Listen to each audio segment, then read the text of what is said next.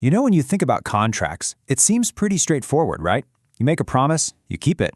You break it, you pay the price. But what if it's not that simple?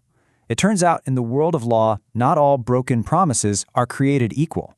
And one case about one very unlucky ship changed the rules for everyone. So, what does happen when a broken promise isn't black and white?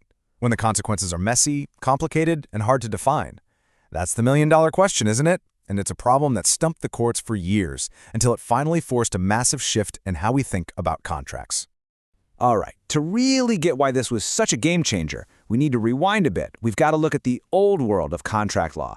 For the longest time, the system for handling broken promises was incredibly rigid. I like to call it the two-box problem. And you can literally picture it like this. Two boxes. One was labeled condition and the other was warranty.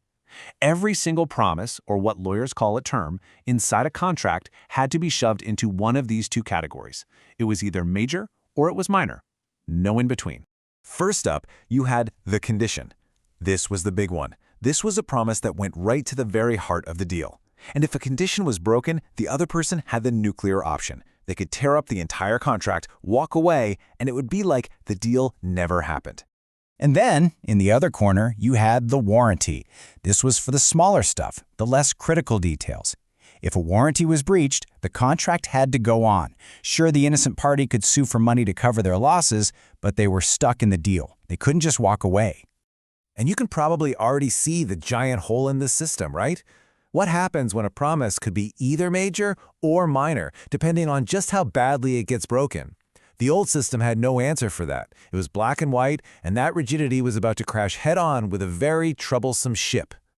And that brings us to our main event, the famous 1962 case of Hong Kong Fur Shipping versus Kawasaki.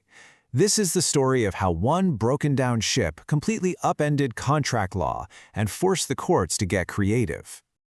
Okay, so let's break down the deal. It's actually pretty simple. You've got a company, Hong Kong Fur, that owns a ship. They charter it, which is basically a long-term rental, to another company, Kawasaki, for 2 full years. And deep in that contract was a key promise. The ship had to be seaworthy. Sounds reasonable enough.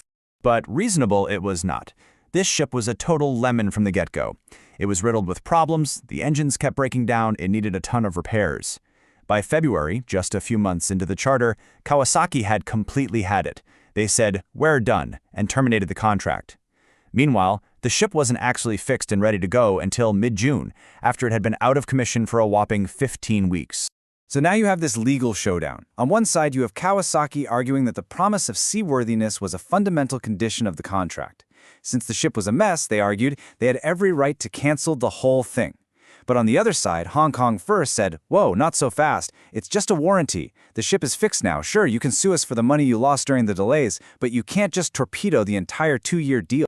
You can just imagine the judges, right? They were stuck. Was this seaworthiness clause a major term or a minor one? I mean, a single loose screw would make a ship technically unseaworthy, but so would a giant hole in the hull. So instead of trying to cram this square peg into a round hole, the judges did something brilliant. They just decided to invent a new hole. They shifted their focus entirely. They stopped asking, what label does this promise have?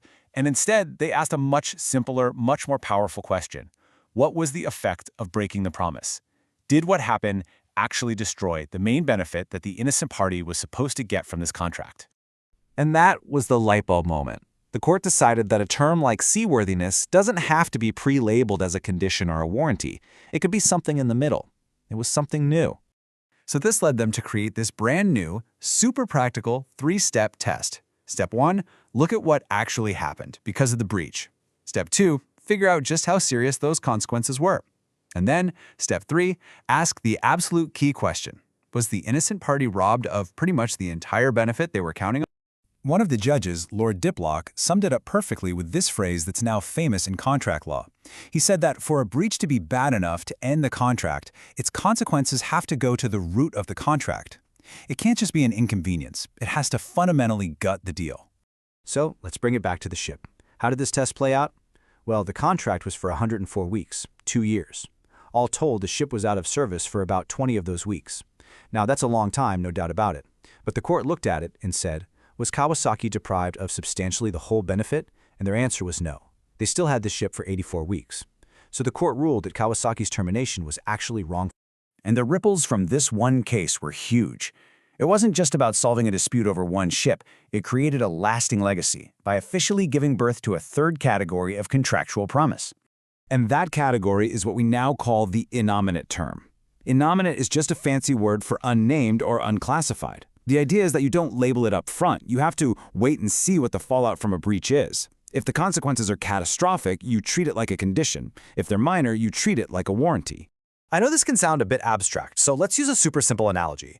Imagine you rent a car for a huge cross-country road trip. If the engine completely dies on day one, well, the trip is ruined. The whole point of the contract is gone. That's like breaking a condition.